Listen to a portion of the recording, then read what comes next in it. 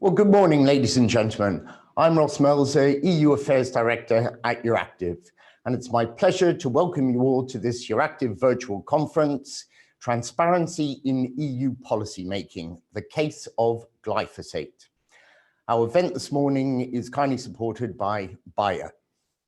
I'd also like to welcome those people joining us from Euractiv's YouTube channel, where this debate is being live streamed. Before we start, allow me to say a few brief words about Euractiv. We're a pan-European media. We specialize in EU policy. We publish online content in 13 languages from offices in 13 European capitals. And in addition to our publishing business, we also organize about 80 policy debates every year. Once our speakers have given their opening statements, we'll turn to the panel discussion, which today will be moderated by Sarantis Mikolopoulos, who is Euractiv's network editor. On the panel, we are delighted to have three MEPs from three different political groups. Firstly, we have Norbert Linz from the EPP, who is also, of course, chair of the Parliament's Agri Committee. We then have Herman Tersch from the ECR group, and then Ville Niinistö from the Greens. Representing industry is Klaus Kuntz, who is Head of Sustainability and Business Stewardship at Bayer. We did invite civil society to be on the panel, but I'm sorry to say that none of those invited were able to join us this morning. We do, however, look forward to questions from all stakeholders. Questions will be screened and moderated today by Natasha Foot, who is Euractiv's agri-food journalist. And Natasha, in a few moments, will explain how you can submit your question. Finally, in case anyone needs reminding in these days of online events, this morning's discussion will be on the record. So without further ado, I hand over to the moderator, Sarantis. Ladies and gentlemen, good morning. Thank you for joining our event today. The case of glyphosate helped start a general discussion in Europe over transparency in policy making, and trusting regulatory authorities is a key element of this debate, as decisions will eventually affect EU farmers' competitiveness, as well as much needed innovation in the European Union's agricultural sector. Some procedural things. Each speaker will have 2 minutes to make a short introduction to the topic, and then we will pass the floor to you in order to have an interactive discussion. Meanwhile, Natasha will explain you the procedures when it comes to the questions. Hello and welcome to this Euractiv event. I'm Natasha Foot and I will be taking your questions today. So you can submit your questions via the Q&A function, which you can find at the bottom of your screen. Alternatively, you can also submit a question via Twitter using the hashtag EADebates. So I'll be following throughout the debate and then I will put your questions to the panelists. Let me start very quickly with the first question to Mr. Linz from the center-right European People's Party. What do we mean by transparency in policy making, and where is the place of science in this discussion?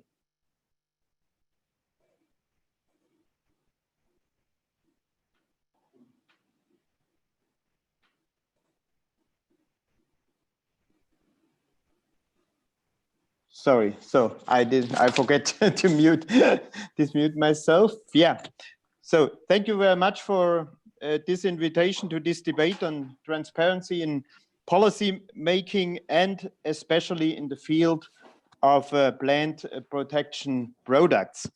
As you know, I was rapporteur for the pest report in 2018, where we looked at improving the current authorization procedure for pesticides. And my key priority for the report were and still are transparency has utmost importance. Second, all decisions should be science-based. And third, innovation is key for more sustainability. I see many parallels to the debates we had during the pest report and we have now when it comes to the farm-to-fork strategy. In my plenary speech in 2019, I said that 2 questions are very important when we look at the authorization procedure for pesticides, and they still remain valid today. First, how do we continue to ensure that the food that is on our table in Europe is safe for consumers? And secondly, how do we ensure that our European farmers can also produce these foods in the long term? But today we mostly want to talk about transparency, as you mentioned before. Transparency plays a key role in ensuring trust for the consumers in the systems. What we found out in pest is that we already have the best system in the world. Nevertheless, we aim to be better and even more transparent. This is why a lot of progress has been made already in the general food law and in the recommendation of the pest report. There should be public access to studies, but without jeopardizing industrial competitiveness. This is very important for the second question of ensuring food security and long-term income for our farmers. I think more importantly in the debate around plant protection products, whether it is reduction or safety, is the question of innovation.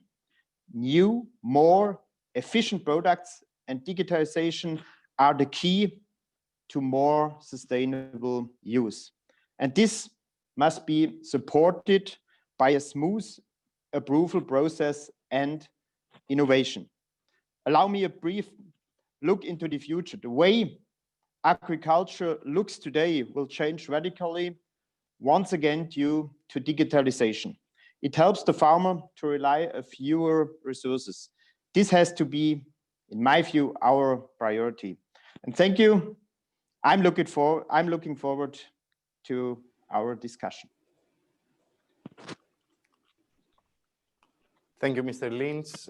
You opened a couple of issues that we will have the chance to elaborate on during the discussion. Now, let me go to Mr. Tersch. What is the main challenge to build trust and transparency in decision-making procedures? Well, first of all, I want to thank you for to be so kind to invite me to this very important debate on pesticides, which will determine in many things the possibilities of the development of the agriculture in Europe. We think we are a little bit worried because we think that the transparency has not allowed us to make a full science-based debate on the issues when we are seeing every time that a successful communication strategy to attack industries and to attack conventional farming in Europe, using always these emotional facts, which we are seeing is nowadays all over the politics, but also in this debate, which should be sober and science-based, are not being so. So we are seeing that we need for this confidence building, we need this transparency, and this transparency must be also based on this. We have to avoid this continuous coming up with the post-era truth way of pressuring of promoting pressure on the debate from the non-science but ideological truths that are put inside the debate one and another time, and always we're very successfully in this debates. So we are seeing that the glyphosate saga showed of new challenges in policy making in this era, in this post-truth era, and illustrate the need to have independent and strong scientific bodies in the EU who can really be a counterforce to this enormous pressure we are seeing in the parliament, but also in the public debate on glyphosate and on many other point. So we have to insist, and to be short, we have to insist. We want more science, less emotion in policy making, more targeted communication by the European Commission and FSA about risk assessment, strong defense of EU regulatory bodies like the EFSA, and strategies that are not undermine the production capacity of our agriculture. We have a traditional agriculture. We need to defend this traditional agriculture, and in the innovation and in this transparency, we have to have the development of truthful science-based development of alternatives, and the risk evaluation must be a sober one and not ideology marked and so influenced as we have seen in the last times, and not only in this case, but in many others. And to be honest, we don't see in this in the changes of the general food law, we don't see any concrete proposals to face this huge problem with so many implications on the agriculture. Farm to fork strategy is a confirmation of a new pesticides or green strategy with no realistic goals that can undermine the farmers' competitiveness, but also the environment with other pesticides, which will be used in far more amounts than we are using glyphosate. That's science-based is for us really the most important point for transparency. Thank you very much. I'm now going to pass the floor to Vile Ninista to ask, why is building trust in this way and transparency of particular importance in the case of glyphosate?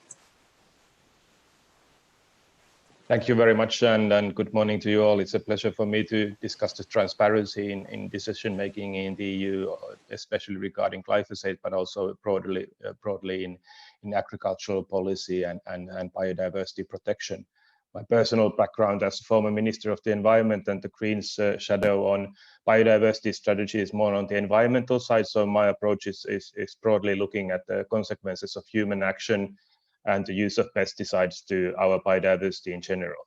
And if you look at the scientific evidence, which some people here are talking about, it's obvious that the mankind is overusing natural resources, and the way we are also producing agricultural products is a burden to our biodiversity. Biodiversity is diminishing, and this erosion of biodiversity affects the whole future of mankind as well. So we have to find new ways of producing food in a safe manner, sustainable manner in the long term, both for mankind and for the biodiversity protection goals that we have. And I think this is the background, the broader scientific background that we are discussing. We can't just think about as you know, pesticides as a separate question from this, because the biggest problem in agricultural production is not pests. It's whether we have enough food that is safe and environmentally sustainable for the mankind to be fed in future years to come for generations and generations, and that we don't look at short-term solutions which create huge problems in the long term. And I think transparency in decision making in discussions like glyphosate and the pesticide is very obviously needed from this broader context. This is obvious from the background of science, but it's obviously also creates public confidence in the decision making. So when we go to the background of how glyphosate has been handled in the last few years, I think the background was precisely difficult due to lack of transparency. And it became a high-profile issue because there were diverging scientific conclusions on the carcinogenity between WHO on the one hand and EFSA on the other hand, for example. And WHO conclusion was based on public science, which was readily available, but the EFSA conclusion was based on confidential industry science. And the glyphosate is a schoolbook case of a lack of transparency, creating a high-level scientific controversy and a public controversy. So it is simply unacceptable for a public authority like EFSA to come to conclusions over pesticides on the basis of undisclosed industry studies. And this is why 4 Green MEPs took this issue to the court, and the court ruled that pesticides are emissions into the environment by definition, and tests to assess the toxicity of pesticides therefore have to be public. I think this is something which should be obvious. If you think about science, and we are basing our decisions on science, scientific conclusions have to be public, and these things have broad consequences, so they have to be also addressed publicly, and different scientific bodies and experts can also have a dialogue in public, and then we can make sound political conclusions after that discussion. So my question to Bayer is now, have you made all underlying data in relation to your application for renewal of approval of glyphosate public now after this debate and this decision? And when it comes to the broader consequences, which I spoke about when it comes to the biodiversity as a whole, we know that the science has to be independent, and according to the text voted by the plenary in the European Parliament, scientific quality of the authorization procedure must be analyzed, and its independence from industry interests should be ensured. So it's not just, you know, that the public wants to come to, you know, affect the discussion, it somehow affect the scientific conclusions. It's obvious that the industry has its own goals as well, and this has to be transparent, that the scientific conclusions are sound and can, you know, be tested in public scientific debate. When we look at the appropriate level of protection of human and animal health, as well as environmental health and political and protection of biodiversity, it is obviously also a political question where you put the line, what you kind of like put the emphasis on. And in the new European strategies, the Farm to Fork strategy and biodiversity strategy, I think it's important that we as a whole look to the broader future, that if we want to have European agriculture in the long term sustainable, we need to look at things like nutrients staying in the soil and not emitting to the waterways, for example. So we need to have more and more production that keeps the nutrients in the soil naturally. So the goal to increase organic farming, have biodiversity, landscaping, these kind of issues are good also for carbon sinks. They are good for nutrients, and then you need less short-term chemical fixes. So this is an approach whether we look at the long-term or the short-term.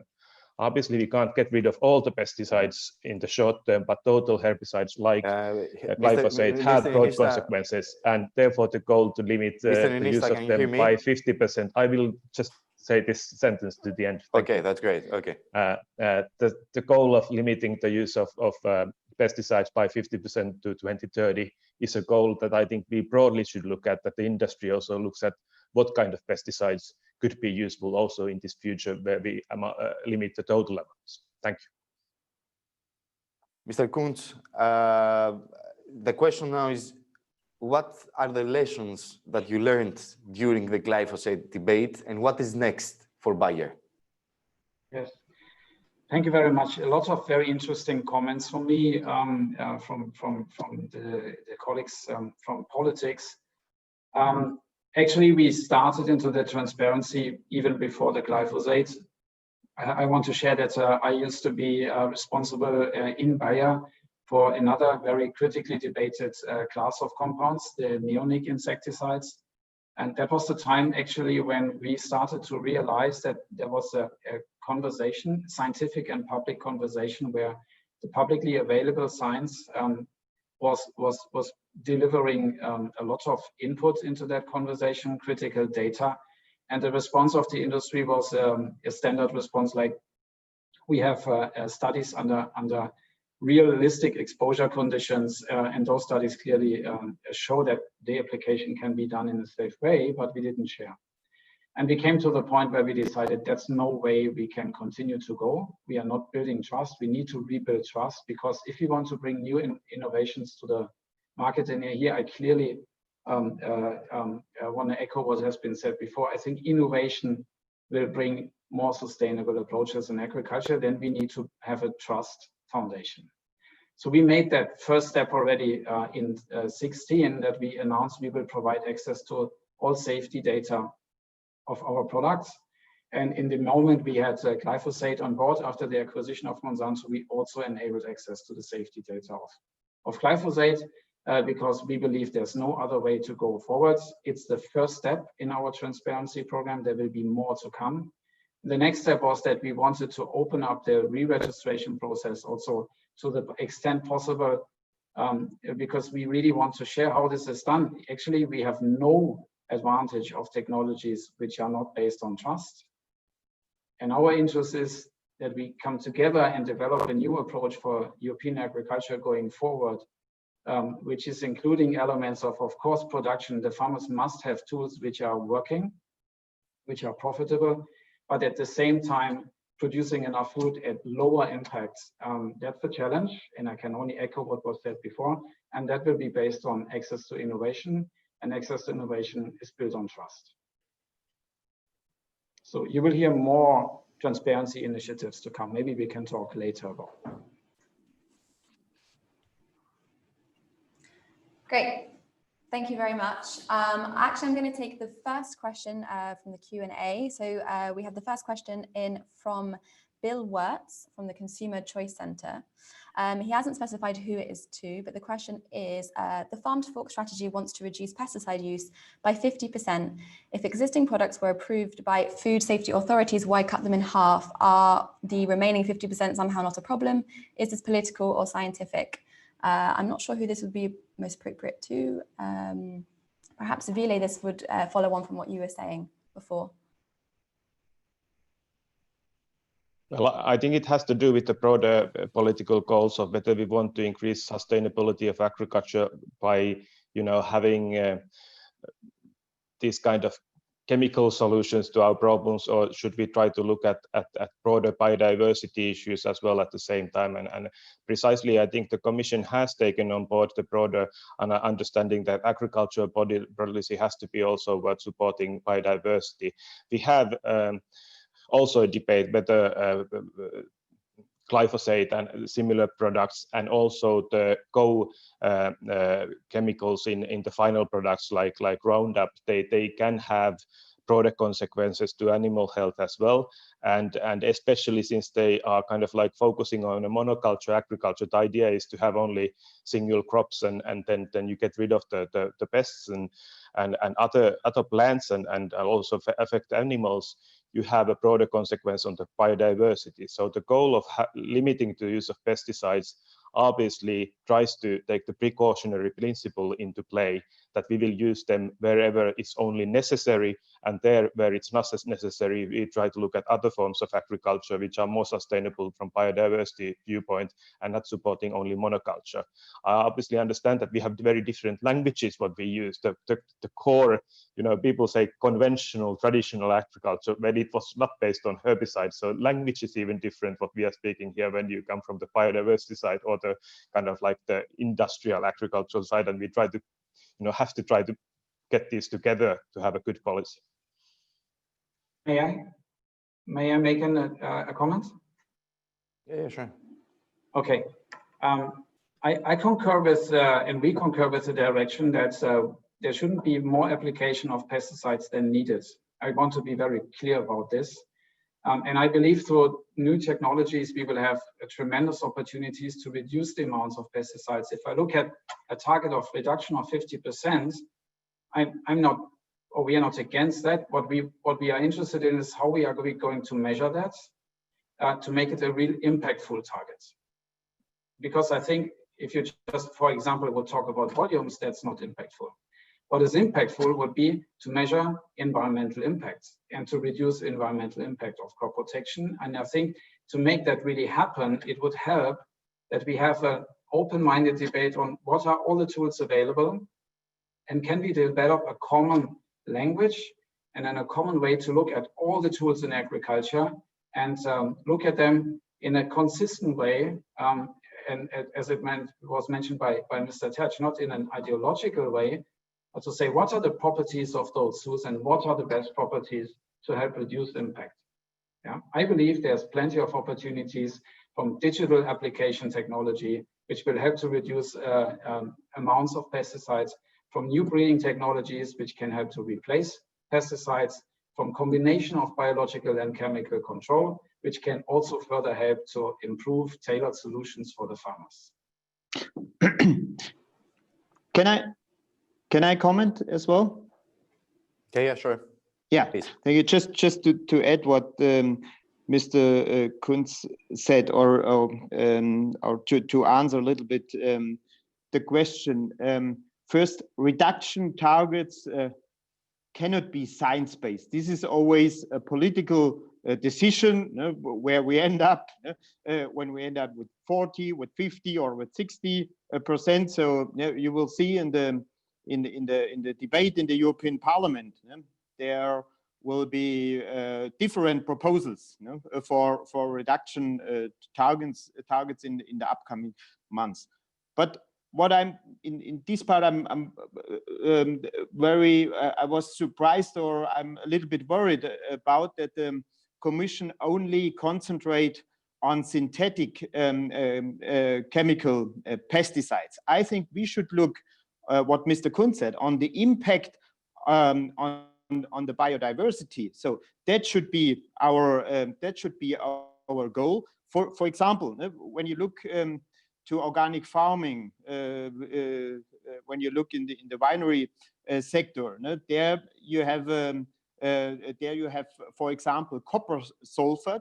It's allowed in the organic farming sector, which has really bad impacts on the soil. So I think we should have a broader approach when it comes to biodiversity, and not concentrate on more or less the ideological part that only synthetic chemicals are bad for the biodiversity.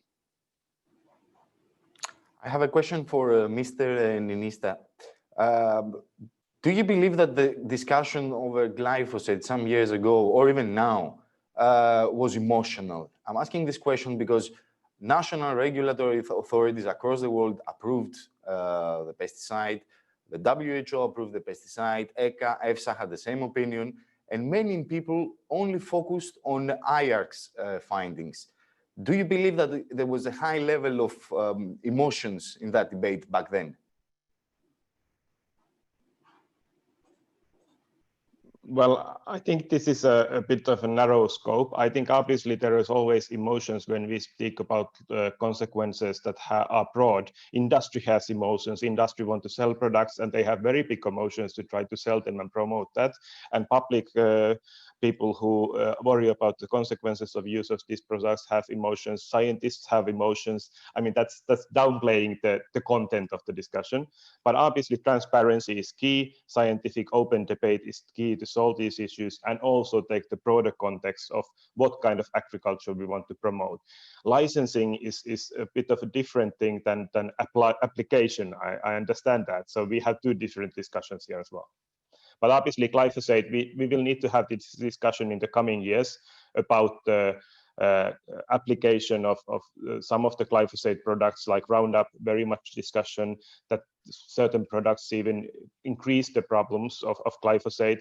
And then we will need to have an open debate about the consequences to animal health and biodiversity health. And that will, I hope, be more open this time. So that will create less, more balanced emotions, I would say. I wanted to say something in this question. May I? Definitely. Please go ahead. Yeah, I wanted to say, well, what is not an emotion is viability of the agriculture and of the farming. For an example, in Spain, we are seeing we are very worried because if we don't have this viability and we don't see the assessment of the impact assessment of this reduction of the 50% that we are talking about, it's nowhere to find. And so we are seeing in Spain, if we really don't, the lack of alternatives in Spain will bring these farmers who are contributing for the food security. They will bring us to this far to leave the farm, to really leave the agriculture. And we have an enormous problem of desertification in Spain, which is very much related with the viability of the farming, of the traditional farming here.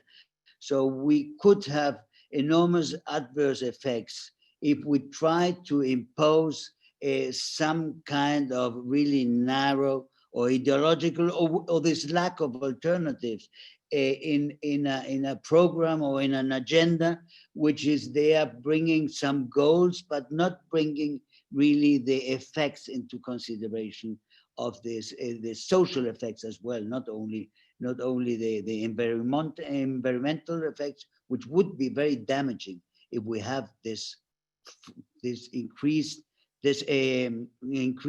leaving the countryside in Spain, leaving agriculture because of lack of viability and the consequent desertification we are facing. Great, thank you very much. I'm now going to take a few more questions from the audience. Just to remind everyone, when you submit a question, to make sure that you specify who you'd like the question to go to, and also you say that who the question's from. So the first question we have here is from Lynn Fortin. She would like to know, is the public really able to engage in legitimate discussions with scientific experts on complex decisions with broad implications in a variety of areas without introducing myths and rumors? So I think this question probably would be best to Mr. Kunz. Yeah, and being the scientist in that conversation, I completely acknowledge that we have struggled a lot to explain what we do. And of course, just providing access to all our data, we talk about hundreds of thousands of pages of studies, that is not yet building an understanding of what's happening. So I think this has to be accompanied by a lot of additional efforts to communicate and also to explain, but not to teach. So this is something which I personally believe in, that we need to make a lot more efforts and learn to better communicate science. Which is very, very difficult, because as soon as you start to look a bit more into the detail, you realize that everything is very complex, that there's no tool available in agriculture which only comes with benefits. Everything has upsides and downsides, and that's exactly the conversation which we would like to have, a balanced conversation of the upsides and downsides of the different tools available. Again, chipping into that conversation, which is an easy one, organic versus conventional, but from my perspective, an outdated one, because that's not talking about sustainable or not sustainable. It's talking about where things come from and not what type of impact they finally have. So this is something where we have to really increase our efforts. That's why we do not only provide access to the data, we also try to explain. We are offering dialogue if people have questions about the data, what they don't understand, if they don't understand how those studies are being conducted. And we want to invite also people, because people say, now I can read your study, but I don't know if it was done correctly. We want to invite people to even participate in regulatory studies. So not like demo trials, but real regulatory studies. People can sign up to see how we do that as a further step to increase the trust in that we are doing it according to the rules. And the rules are extremely strict. So it's a long way to explain science, and as soon as we have a topic which is not easy to put into two boxes, it becomes a real challenge, but there's no other way than to make the effort. And once again, openness is the first step. Thank you for that interesting answer. I now will take another question from Ludwig, who is from the Eurochem group. So he would like to know how can the European Commission announce reduction targets for pesticides and fertilizers without an impact assessment? I think this question probably would be best for Mr. Linz. So, yeah, that's very easy for me to answer, because I had the same question to the Commission, because I'm as you may know, I'm not against the strategy. I'm not against the farm to fork strategy and the biodiversity strategy, but I was in favor to first have impact assessment and then start the discussion on reduction targets. But now this strategy is on the table, and I think before the Commission will start a legislative process then there is a really a need for an impact assessment for each of the legislative files they want to bring forward.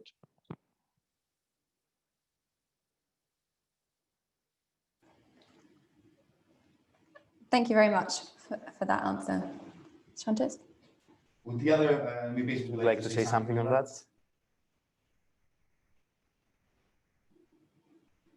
I could say something. Yes, please go ahead. It's very easy to say that decisions should be scientific, or everything impacts should be assessed beforehand and not avoid politicization of the process. But obviously, we know all who have worked more in this issue, also the industry knows that agricultural policy, industrial policy is very much political. So we need to have some kind of a direction. But obviously, when we have a direction, what kind of a broader goal we want to achieve, it has to be based on impact assessments and analysis how you achieve that. But I think it's obvious that these kind of clauses, that whether we want to avoid the use of pesticides and limit the amounts, this has to do with broader understanding that, like Kunz well said, all products have positives and negatives, and you want to avoid the negatives, kind of like it's a precautionary principle application that you will use pesticides only when necessary. But obviously this discussion will continue in the coming years, that how we can achieve this target and where pesticides are necessary, where we can start to limit the use of them, and which pesticides can be stopped totally. And this is this application of precautionary principle, taking biodiversity into context and looking at sustainability and also productivity of agriculture, all of them together. If I may add to that, I think what is potentially an issue of an impact assessment, if you do it in the today's frame of technologies, in the today's frame of agriculture, you miss out to see the opportunities. I think there are tremendous innovation opportunities, almost disruptive innovation opportunities ahead.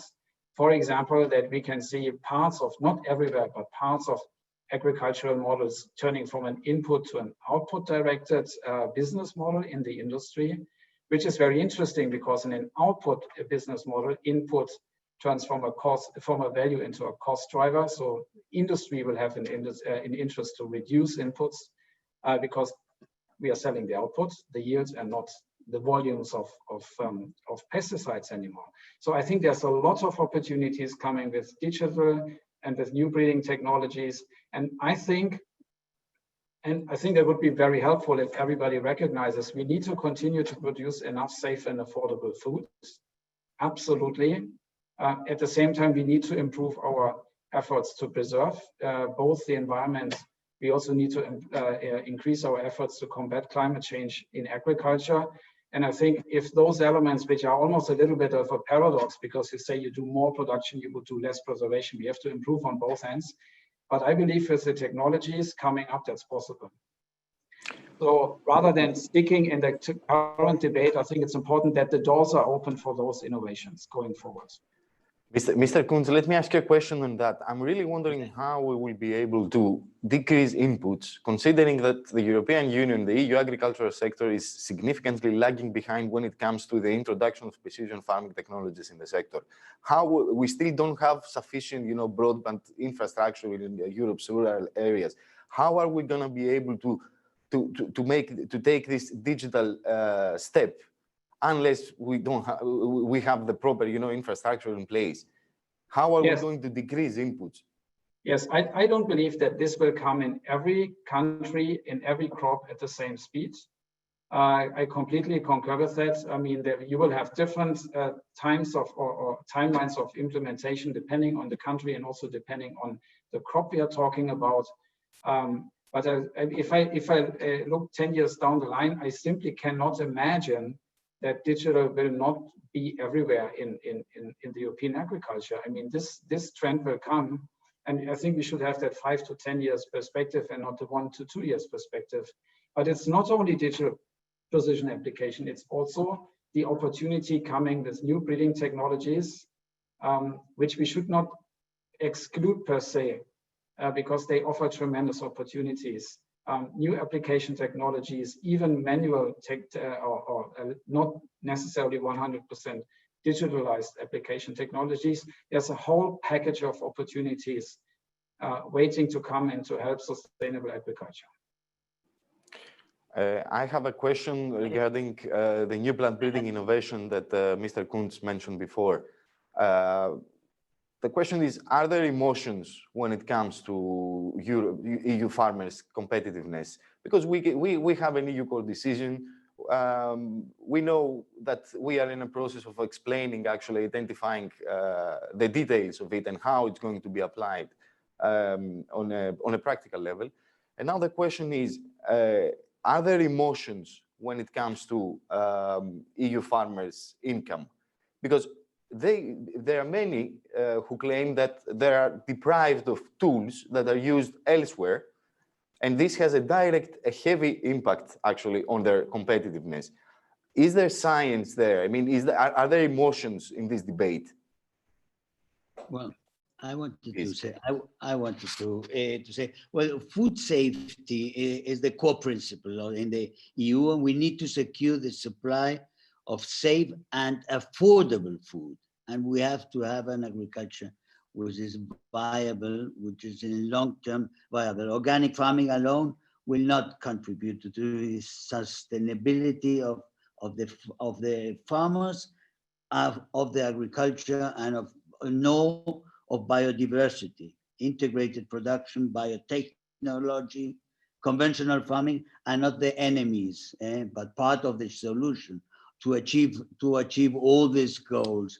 And in this sense, we have to have farmers to develop. I can understand perfectly well that you can solve by banning in Austria the glyphosate in this way, and without much of a debate, maybe, but you can't do that without enormous social costs and really and enormous effects, harming effects on the social level, on the agricultural level, on the food supply, and of the biodiversity in the sense of sustainability of the countryside in Spain. If you don't have the people there on the countryside and the people go away of the little villages and so on, we have seen the enormous effects which are catastrophic in Spain in nowadays. So there's so many implications there that all these targets without real assessment, broad assessment, is far more than neglecting emotions. It's neglecting the way of life and the life itself of enormous communities in many countries. Thank you. I'm now going to take a question from Eddie Wax, who's from Politico. He has a question directed at Mr. Kuntz. He says that you mentioned Bayer's work on transparency started before the glyphosate debate when you were working on neonicotinoid insecticides. Yesterday, the European Court of Justice held a hearing where Bayer is appealing against the EU's partial ban on these pesticides from 2013. His question is, does Bayer think the future of agriculture in Europe includes neonicotinoids, which have been proven to be harmful to bees? Mr. Kuntz? Yeah, thank you. I think at one point of time, certainly we would always accept the decision of a society, because for me, a sustainable agricultural approach includes the societal dimension. So if it's not accepted, it's not accepted. I think what we did in 2013 was based on a very scientific grounds, where we didn't see data enough considered and not considered and evaluated in the way we would have expected that to see. I believe that the neonic insecticides have brought, when they were introduced, they have brought incredible progress in the landscape of insecticides. For example, because they have this unbelievably, for insecticides, unbelievably positive profile for human safety. You know, traditionally insecticides were very toxic, and now those neonics came with a very positive profile, so that even consumers could in the garden shop could buy and apply them in their garden. So that was a big step forward. That's why I think they played a major role. I still believe there is a place for these molecules if they are applied in a certain way. And also you can see that every year many countries ask for derogations because they need the products, and every year these derogations are granted. So this is a matter of fact, and I can share that in other regions we have also made efforts to find the correct timing, the correct application to maintain those products in the market. We don't differentiate between Europe and other regions in terms of safety. So we believe that the products are important and can be applied in a good way. If there's a societal decision that they close the door, they close the door. What's pretty clear. I have a question for you, for the MEPs basically. What the role of the civil societies in this transparency, food transparency discussion, and particularly the way they communicate their positions, and at the same time the way they collaborate or not with the industry. What is their role? I mean, they have a wider role in this discussion. How do you identify it? The role is without question. I mean, it's an enormous role. The conscience is in the civil society big, but I think we should try to avoid the perversion of this pressure of the public opinion, because we have you see it in the role of the EFSA. The EFSA is one of the most transparent and most effective organisms you can see all over the world. I mean, and it brings if it has a decision which is shared by the groups of pressure, let's say the lobbies of the green ideology, and which is all the left and not only the left, is more or less bound to them. You see that they support the EFSA, but as soon as there is some kind of decision which they don't like, they put the EFSA as some kind of let's say obedient to the industry and so on. We should have a more reinforced EFSA with this transparency, but with the solidity to resist pressure from every side, not only from one side, as we suspect it's happening in the last times. Yes, please, Mr. Linz. Yeah, yeah. Just what I want to add, I want to refer to our to our pest report, which we did in the last period, the European Parliament in this special committee on pesticides, where we made a report which was supported at the end by 528 MEPs, and this report was done by my green colleague Bart Staes and me. So there was a broad compromise within the European Parliament, and there in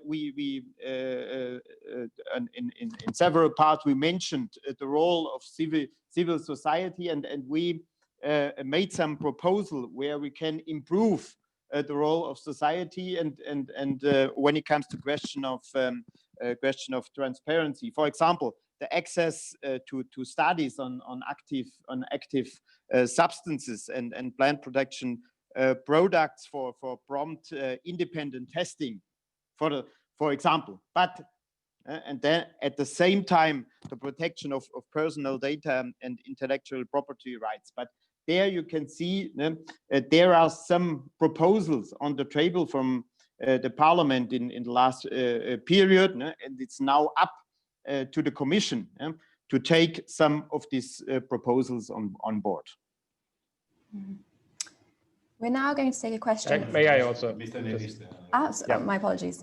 Yeah, I think that was a good point what Lynn said, that we do have quite a capability in the Parliament to have quite a broad compromises on these issues, and it's part of the public debate as well, that the civil society takes up issues, and then we as politicians have to try to balance it all together. And I think that what Parliament has been pushing for increases transparency in the decision making of these processes. And I would like to just say that if we think about the role of the civil society, the NGOs, and also the farmers' organizations, I think in Europe we shouldn't think that, you know, since they in the US they have different standards, that we should be happy with where we are. We should strive for an agriculture that's in the long term sustainable, and it's in our own interest as well. And for me, who has a background in environmental issues and have long discussed with researchers in that field, I think the scope of time is one here, that if we look 200 years forward with a biodiversity angle, we do have a lot of risks in products like neonicotinoids. Obviously, in 2013, I was Minister of the Environment, and I had my fights in Finland with the agricultural minister on banning those at that time. And we applied the precautionary principle. It was quite clear from the science already at that time that pollinators do get negative effects from these products. It's now 7 years afterwards very clearly shown that this is the case. And the loss of pollinators is obviously very bad to food safety and food security as well, and to the broader context of biodiversity and to the future of mankind. So we are, you know, speaking about big things. So when you think about the role of civil society, obviously agriculture and the use of pesticides also as a kind of a smaller context has to have broad public support in order for European consumers to buy European products, wanting to support European agriculture.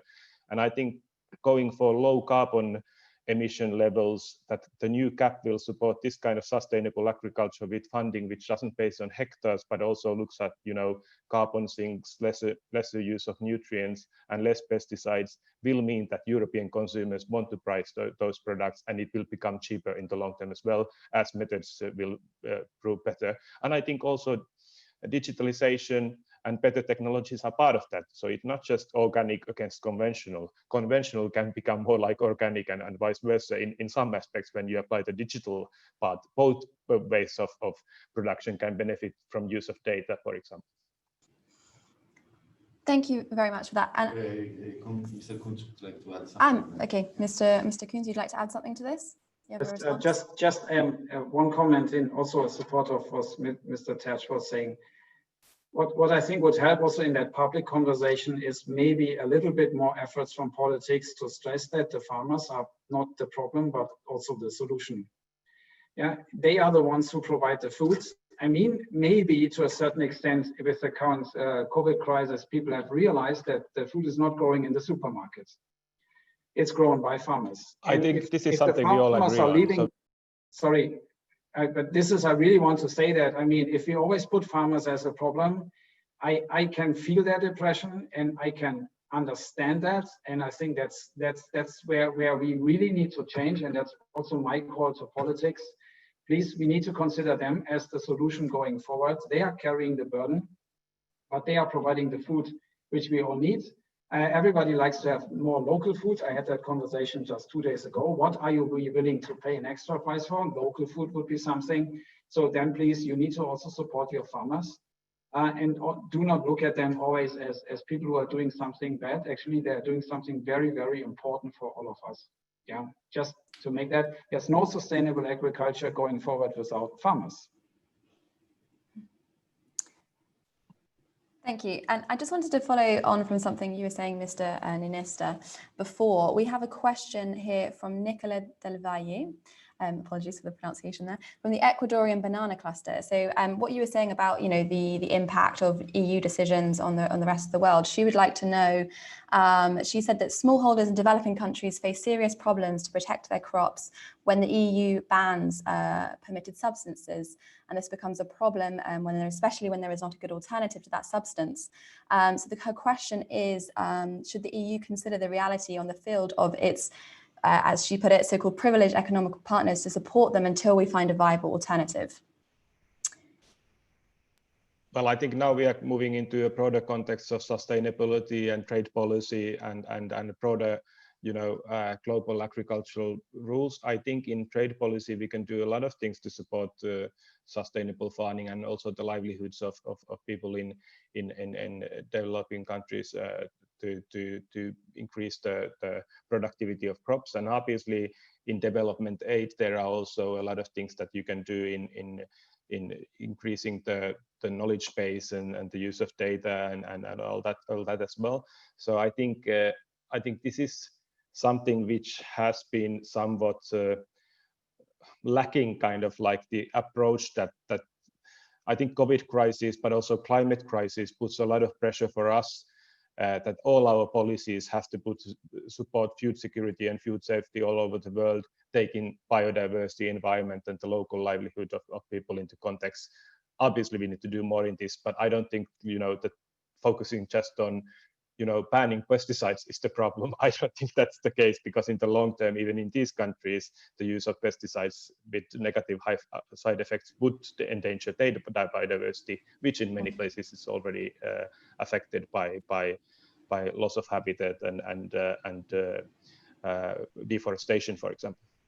Thank you. I'm now going to pass the floor to Mr. Turch. You have a comment. Yes, but what she says about countries outside the European Union affects also the farmers inside the EU.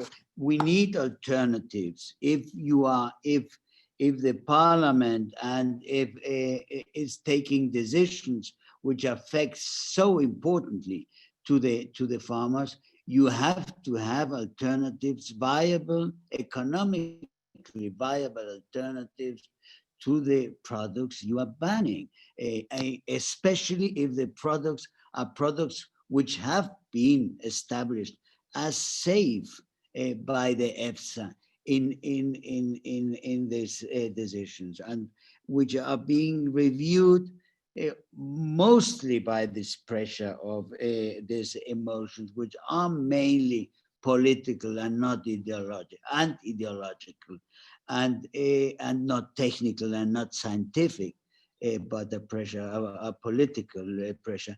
We need and we are talking now especially about one, and that's the issue of our debate today, and I'm very happy to have it. I mean, it's glyphosate.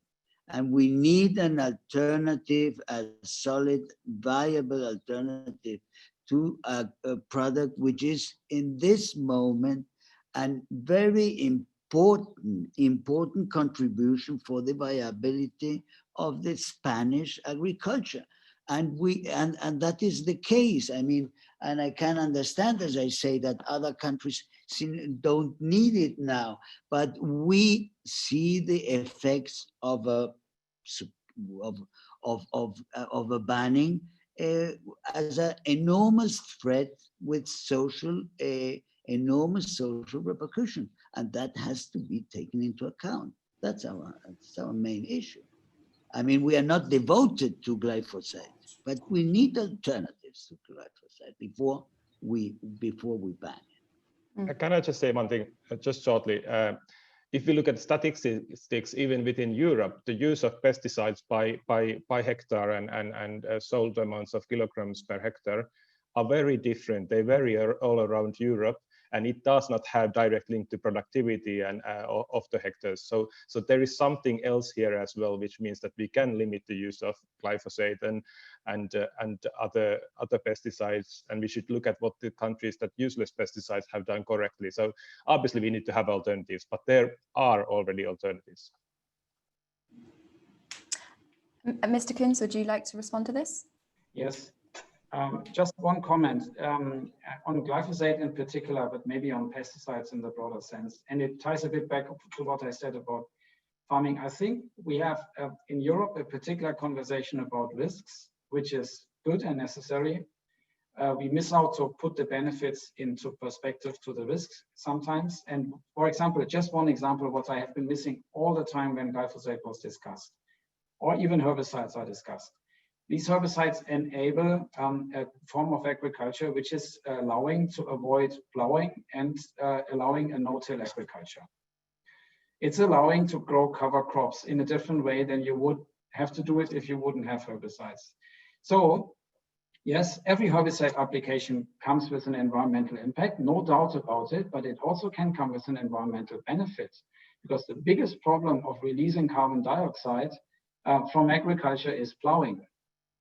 So what I'm missing is this balanced conversation. There's always trade-offs between different technologies. And I see a certain tendency always focusing on the issue and the risk, which is okay. But you miss out to see the opportunities, and climate change is very high on people's minds, right? And there are opportunities to reduce emissions on the field of the farmers through technology and sometimes even through application of herbicides. It's not discussed in the public, and I think it's a missed opportunity. Thank you. And I'll now pass the floor to Mr. Linz, who'd like to comment on this. Yeah, just to add or to support what colleague Tertsch said. So you have to look in the different member states of the European Union and the different agriculture sectors which are important in the different member states. And knowing that I'm from Germany, from the south of Germany, where fruits and vegetables are more important than in the north. And for example, in the country where a colleague Ministry is coming from, and on the other hand, you have Italy, Greece, and Spain, where a lot of vegetable and fruits are produced, yeah, and because of climate and other natural situations, there's more need of pesticides than in other member states. So there's a really need, and there, for example, I asked Commissioner Hahn this week when he presented the CAP budget for the next years, and not only the CAP budget, but on the other hand, there is a need for more money for research in the agriculture sector, when it comes to alternatives, and when it comes to innovation, when it comes to digitalization. We need more investments in that area, and there I think the budget foreseen from the Commission is too little. Thank you very much. And I will now, there's actually another question for you, Mr. Linz. This is from Hans Matar. He's asking about the publication of the REFIT report, which was recently published. He says REFIT aims at simplification and fitness for purpose, but at the same time, we see a transparency regulation, which makes the regulatory process incredibly complicated, and a farm-to-fork strategy aiming at a reduction in use and risk of pesticides, when the measuring tool that we have is the harmonized risk indicator, which he calls simple, not simple, but simplistic. He'd like to know, are we fooling ourselves when we want to make things sound more simple and efficient, while our goals sound simple, but cannot be reached with simple, realistic and efficient tools? Should we not accept that simple tools can only be achieved with complicated, highly sophisticated tools that are no longer understandable for the public?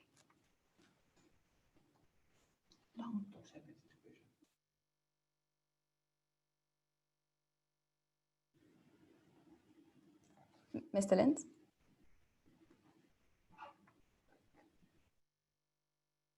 Oh, sorry, I didn't I didn't get the question. What was that? The question for me? Yeah, it was about can we achieve these targets with without complicated tools to be able to achieve the targets? Yeah.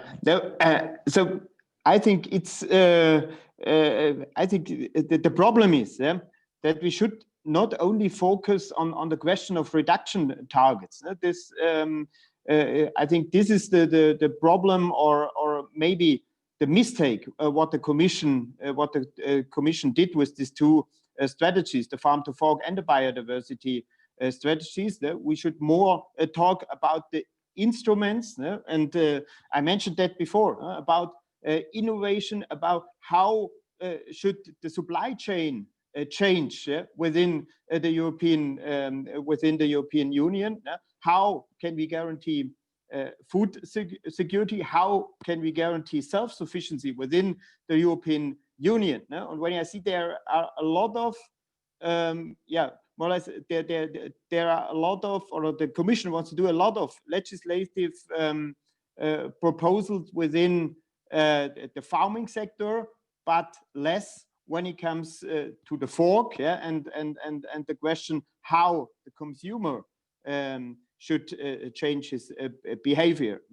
And for example, there is more or less nothing in when it comes to the lessons learned from the COVID-19 crisis. So, and that, as you may know, that was the reason why we asked the Commission to present this both strategy later this year. I have the last question for the MEPs. Are you planning to ask the European Commission to come up with a credible and a fact-based impact assessment in the event that glyphosate is reduced on an EU level? If I may start, of course we are. I mean, for us, it's a very, very important issue. We need to have this. We don't have any impact assessment, and very especially on Spain. If you look, I mean, the Spanish farmers are less asking now for things on other kind of support. They are trying to know and to assess what is expected and how they can work viable in a viable way in the future, and they don't want to be with this kind of threat, Damocles sword on them, because they are convinced and they are conscious that today they need the glyphosate. As soon as we have, and the proposals, everything is welcome to look for the alternatives and to develop and to reduce and for the reductions, but not realistic reductions, which bring us to really to the edge of the extinction of production in many sectors in Spain. Would be a social catastrophe for us. In this sense, we need an assessment, a real assessment, harm assessment, because it would be not an effect assessment, a harm assessment, if this reduction is trying to be imposed in this unrealistic way as we see it now. Thank you. Thank you, Mr. Tersch. If I may continue, I think it's obvious that we need an implementation plan for this, and impacts assessment as part of that. But as Klaus Kunz said, it's also that this is, we are moving into a new territory where we also have to think about the new solutions that can be taken into use to limit the use of pesticides. So this is a broader thing than just, looking at what does the just sole reduction of pesticides mean, but what can come instead. That is the discussion I think we need to have. And I think we need European level support for this. I'm very much in favor of supporting our farmers in this transition. And I think we can win in the European agricultural industry, and the farmers can win in this if we can create more kind of like social support for European agriculture and create other ways of increasing productivity. So this has to be kind of like a balanced act, and CAP reform has to take this into a context so you actually get money for it as well. So I think this is very much, we Greens very much push for this target, but we want to have broad support for the actions that we are doing, and the farmers should be invited into that dialogue. Thank you very much for that. Let me just point out, Mr. Linz and Mr. Kunz, we only have 3 minutes left, so please go ahead with your closing remarks. So, okay, I just wanted to add, so as I mentioned that before, I think there's really a need for an impact assessment for each of the legislative proposal, which the Commission wanted to come up or will come up in the upcoming years. Yeah? But when it comes to the reapproval procedure on glyphosate, I think there you can see we have more than 1,800 scientific studies there. So there I see not a need for another impact assessment on the Commission. No, we have to follow the procedure we did in the last reapproval process, and there will be another one which will start in a few weeks, and which will end in more or less Mr. Lynch, in 2 years. So okay, I'm referring so to the impact assessment, assessment on farmers. Yeah. Okay. Yeah. An impact assessment on farmers. Yeah. How this will affect farms. I'm very much in favor of, but not on the reapproval process of glyphosate. That there is a need for impact assessment. Mr. Kunz? Yeah, I mean, I just want to say that we will continue to invest into innovation to help farmers to grow more, or at least enough at profitable conditions with reduced environmental impact. That's what we aim for. What we also aim for is a transparent conversation about the upsides and downsides of all kinds of technologies. I think that's a need. I think everybody can improve on this, not only industry, that we talk about the technologies which are available in a more holistic and in a more honest way, and that every side coming to the table starts to acknowledge not only what they want to see, but also what they maybe don't want to see so much. So this is where we want to go, and the way to this is clearly more transparency. I want to thank everybody for that conversation. It was extremely insightful for me. Thank you. And I would like to thank you all as well, the speakers, the active audience. Thanks for your time. Thank you for taking part in this conversation. On behalf of EURACTIV, we wish you a wonderful day.